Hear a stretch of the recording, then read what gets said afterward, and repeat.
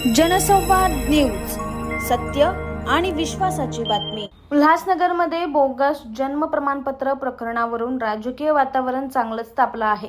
भाजप नेते किरीट सोमय्या यांनी आज उल्हासनगर महापालिका आयुक्त मनीषा आव्हाळे यांची भेट घेत जन्म प्रमाणपत्र घोटाळ्याबाबत गंभीर आरोप केले। राज्यभरात सुरू असलेल्या या प्रकरणात उल्हासनगरमध्ये तब्बल 25,000हून अधिक बोगस जन्म प्रमाणपत्र दिल्याचा संशय व्यक्त करण्यात आलाय।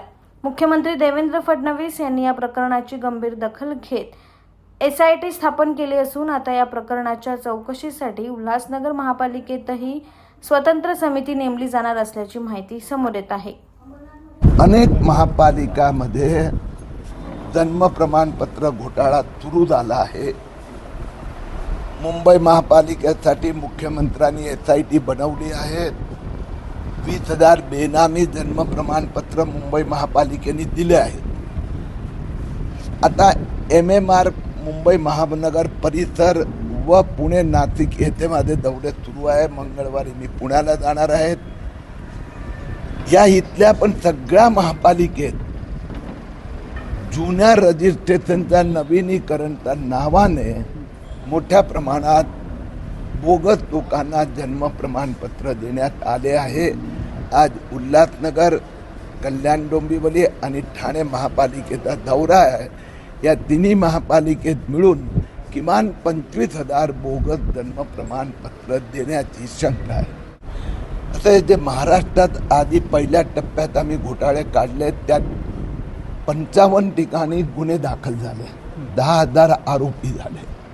पण हे महानगरांमध्ये कारवाई होत नाही म्हणून मुख्यमंत्र्यांनी स्वतः लक्ष घातलं। मुंबईसाठी SIT बनवली। आता हे दुसऱ्या 12 महापालिकेच्या इन्व्हेस्टिगेशनसाठी डॉक्टर भोकरे जे हेल्थ अर्बन कमिशनर आहेत त्यांना सांगण्यात आलं आहे। मी पण सगळ्या ठिकाणी फिरतोय।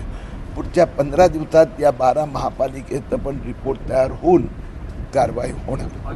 त्यांनी पण मान्य केलं आहे की इथे पण आतापर्यंत जुने जन्म प्रमाणपत्र शुद्धीकरणच्या नावाने 1000हून अधिक बेकायदेशीर जन्म प्रमाणपत्र दिले गेले आहे।